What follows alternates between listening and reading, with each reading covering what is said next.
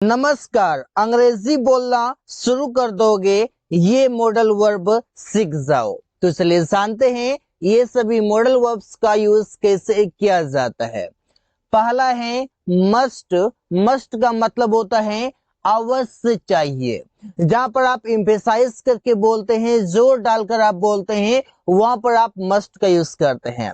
Example है उसे अवश्य वहां जाना चाहिए। एक है उसे जाना चाहिए या उसे वहां जाना चाहिए, और दूसरा है कि उसे अवश्य वहां जाना चाहिए।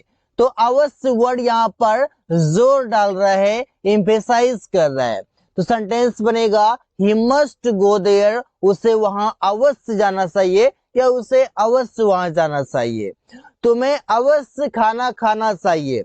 तो सेंटेंस बनेगा you must eat food. You must eat food, तुम्हें अवश्य खाना खाना चाहिए। अवश्य वर्ड क्या कर रहा है, जोर डाल रहा है। जब जोर डालेगा तो हम यूज करेंगे मस्ट, और जब जोर नहीं डालेगा तब हम यूज क्या करेंगे वो आगे समझते हैं। रवि को अवश्य दवाई लेना चाहिए। तो सेंटेंस बनेगा Ravi must take medicine. Ravi must take medicine, Ravi को अवश्य दवाई लेना चाहिए। अगला है डेयर टू। डेयर टू का मतलब होता है साहस या हिम्मत है। साहस या हिम्मत है, जब भी हम बातें करेंगे उस समय हम यूज करेंगे डेयर टू का। सेंटेंस है उसे कहीं भी जाने की हिम्मत है। तो सेंटेंस बनेगा ही डेयर्स टू गो एनीवेयर। अब यहाँ पर समझना है कि ये डेयर हमारा मेन वर्ब है, और अगर मेन वर्ब है तो इसमें हमारा एस या एस लगेगा जब सिंगुलर या प्लूरल हमारा सेंटेंस में सब्जेक्ट होगा। ये बातें समझना, यहाँ पर आपका एस लगा हुआ है क्योंकि ही आपका सिंगुलर सब्जेक्ट है, सिंगुलर प्रोनाउन है। क्या तुम्हें उससे मिलने की हिम्मत है? तो सेंटेंस बनेगा do you dare to meet him. Do you dare to meet him, क्या तुम्हें उससे मिलने की हिम्मत है? यहाँ पर आपका इंट्रोगेटिव सेंटेंस है, जहां पर हेल्पिंग वर्ब हमारा डू है, मेन वर्ब डेयर है। आगे है रवि को तैरने की साहस है। रवि को तैरने की साहस है। तो सेंटेंस बनेगा Ravi dares to swim. Ravi dares to swim, Ravi को तैरने की साहस है। तो सेंटेंसेस हम ऐसे ही कई सारे बना सकते हैं। शुड। शुड का मतलब होता है चाहिए, और मस्ट का मतलब होता है अवश्य चाहिए। जब एम्फेसाइज करते हैं तो मस्ट यूज करते हैं, और जनरली अगर हम यूज करते हैं तो शुड यूज करते हैं। अब शुड का यूज हम करते क्यों हैं? शुड का हम यूज करते हैं एडवाइस के लिए। जब भी हम किसी को सलाह देते हैं कि ऐसा काम करना चाहिए, वैसा काम करना चाहिए, ये करना चाहिए, वो करना चाहिए, उस समय हम शुड का यूज करते हैं। सेंटेंस में इसका फॉर्मूला होगा subject should V1 plus object होगा। काफी सिंपल है क्योंकि शुड हमारा एक हेल्पिंग वर्ब है गाइस। तुम्हें समय पर दवाई लेना चाहिए। तो सेंटेंस बनेगा you should take medicine on time. You should take medicine on time, तुम्हें समय पर दवाई लेना चाहिए। उसे अपने समाज के बारे में सोचना चाहिए। He should think about his society. He should think, उसे सोचना चाहिए, अबाउट हिज सोसाइटी, अपने समाज के बारे में। अगला है हैज या हैव के साथ टू का यूज करेंगे, जिसका मतलब होगा करना पड़ता है, और इसे हम यूज करते हैं जब कंपल्सन दिखाते हैं, जब मजबूरी दिखाते हैं कि कोई काम मजबूरी वश मुझे करना पड़ता है। तो सेंटेंस बनेगा उसे खाना पकाना पड़ता है। अब खाना पकाना पड़ता है तो खाना पकाना मजबूरी है। तो सेंटेंस कैसे बनेगा he has to cook food. यहाँ पर आपका ही यूज हुआ है क्योंकि यहाँ पर मेल की बातें हो रही है, और मेल को खाना पकाना मजबूरी ही होता है। सेंटेंस बनेगा इस बार से रवि को रोज बाजार जाना पड़ता है। तो सेंटेंस बनेगा Ravi has to go to market daily. Ravi has to go to market, Ravi को बाजार जाना पड़ता है डेली। डेली मीन्स रोज। तो सेंटेंस आपका ऐसे ही बनेगा हम लोगों को सड़क पर दौड़ना पड़ता है। सेंटेंस बनेगा we have to run on the road. और मैं बता दूं आई वी यू दे के साथ आप हैव टू का यूज करेंगे, और ही से इट सिंगुलर नाउन के साथ आप हैज टू का यूज करेंगे। अगला है कुड। कुड का मतलब होता है कोई काम कर सका, या कोई काम कर सकी, या कोई काम कर पाया, या कोई काम कर पाई। ऐसे आपके वाक्य बनेंगे, जो कि फॉर्मूला होगा subject could V1 plus object होगा।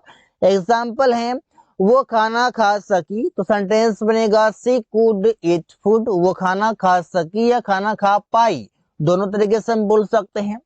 रवि अपना काम पूरा कर सका, तो सेंटेंस बनेगा Ravi could complete his work, Ravi could complete his work, Ravi अपना काम पूरा कर सका।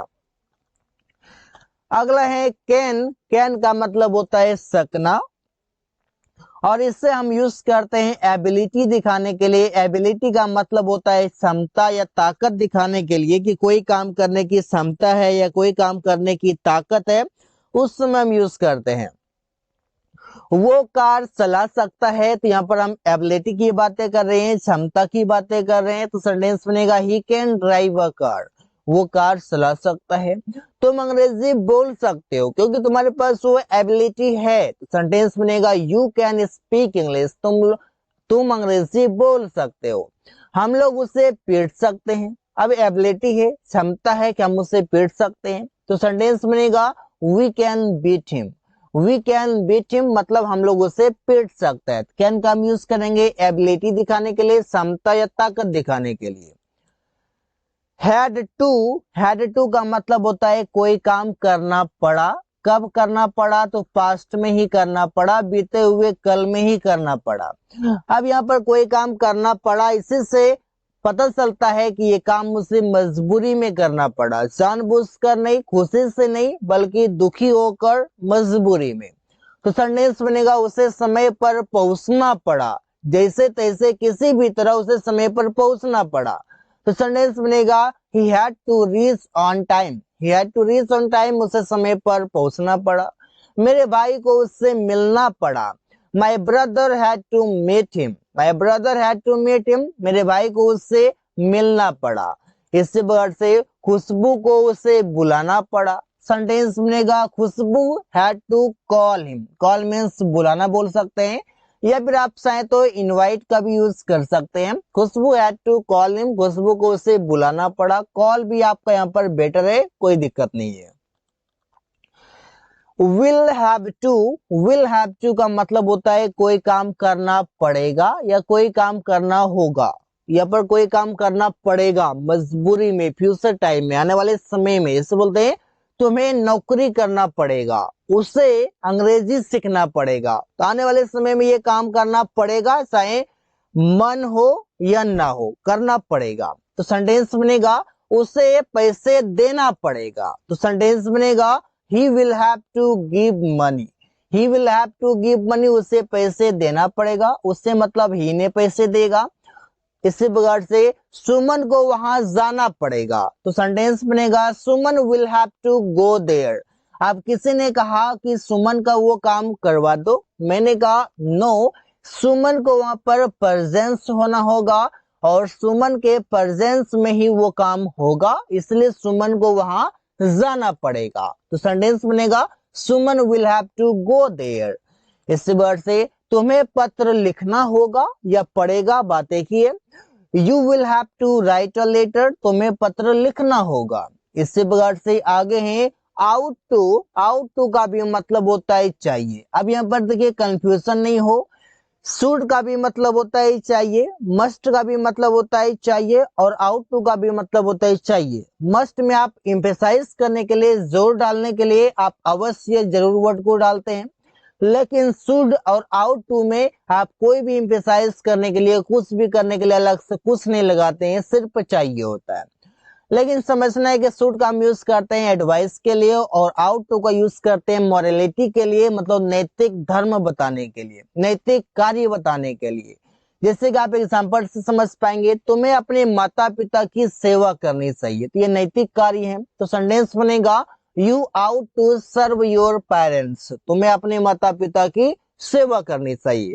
अब किसी ने कहा कि हम लोगों को अपने देश की सेवा करनी चाहिए, तो नैतिक कार्य है, तो हो जाएगा we ought to serve our country.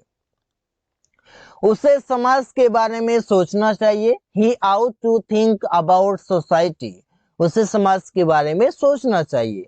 Ravi को हेलमेट पहनकर बाइक चलाना चाहिए, तो सेंटेंस बनेगा Ravi ought to ride a bike after wearing the helmet. तो सेंटेंसेस हम ऐसे ही कई सारे बना सकते हैं। आगे है नीड टू। नीड टू का मतलब होता है जरूरत है। जरूरत है के लिए हम बोलते हैं नीड टू। जैसे कि होगा उसे अंग्रेजी सीखने की जरूरत है, he needs to learn English. यहाँ पर आपका नीड्स इसलिए हो गया क्योंकि नीड मेरा यहाँ पर वर्ब है, और वर्ब है तो सिंगुलर और प्लूरल सब्जेक्ट के साथ ये बदल जाएगा। सिंगुलर के साथ आपको करना होगा नीड्स और प्लूरल के साथ आपको यूज करना होगा नीड। छात्र को समय पर स्कूल पहुंचने की जरूरत है। The students need to reach the school on time. यहाँ पर देखिए स्टूडेंट्स आपका यहाँ पर प्लूरल है तो यहाँ पर आपका नीड यूज हुआ है, और ये आपका ही सिंगुलर है तो नीड्स यूज हुआ है। इसी बात से रमेश को सब्जी लाने की जरूरत है तो सेंटेंस बनेगा Ramesh needs to bring the vegetables. यहाँ पर आपका नीड्स हो गया क्योंकि रमेश सिंगुलर सब्जेक्ट है, सिंगुलर नाउन है। यूज्ड टू का मतलब होता है किया करता था। पास्ट का हैबिट बताते हैं, पास्ट के ऐसे कार्य जो रेगुलर हुआ करता था, जैसे कि वो शराब पिया करता था। तो यहाँ पर हैबिचुअल एक्शन की बातें कर रहे हैं पास्ट का, तो सेंटेंस बनेगा he used to drink wine. वो शराब पिया करता था। तुम वहां जाया करता था, you used to go there. You used to go there, तुम वहां जाया करता था। इसी बार से आगे सेंटेंस है हम लोग अंग्रेजी सीखा करते थे। We use to learn English. We use to learn English, हम लोग अंग्रेजी सीखा करते थे। ऐसे ही कई सारे कार्य हैं जहां पर हम यूज कर सकते हैं यूज्ड टू को। एबल टू का मतलब होता है योग्य या समर्थ है। योग्य या समर्थ है मतलब एबल टू का प्रयोग करते हैं। जैसे हम बोलते हैं वो पत्र लिखने में समर्थ है, सेंटेंस बनेगा he is able to write a letter. इस बार से प्रिया पैसे देने में समर्थ है। Priya is able to give money. Priya पैसे देने में समर्थ है या योग्य है, ऐसे भी बोल सकते हैं। तुम उससे मिलने में समर्थ हो। You are able to meet him. You are able to meet him, तुम उससे मिलने में समर्थ हो। ऐसे ही कई सारे कार्य हैं जहां पर हम यूज कर सकते हैं एबल टू, मतलब समर्थ या योग्य है। विल बी एबल टू का मतलब होता है कर पाएगा या कर सकेगा। दोनों बातें एक ही हैं कि आने वाले समय में तुम्हारे पास वो कैपेसिटी होगा कि तुम ये काम कर पाओगे। तो सेंटेंस बनेगा वो यह काम कर सकेगा। तो सेंटेंस बनेगा he will be able to do this work. Will be able to के बाद आप V1 का यूज करेंगे जो कि आपका डू यहाँ पर है। तुम लोग अंग्रेजी बोल पाओगे। You will be able to speak English. You will be able to speak English, तुम लोग अंग्रेजी बोल पाओगे। इसी प्रकार से वो कार चला पाएगी। कोई काम कर पाएगा, कर पाएगी, कर पाओगे, कर पाएंगे, ऐसे ही होगा। तो she will be able to drive a car, वो कार चला पाएगी। तो सेंटेंसेस बहुत ही इजी हैं, आप आसानी से बना सकते हैं। So guys, thanks for watching. That's all for today.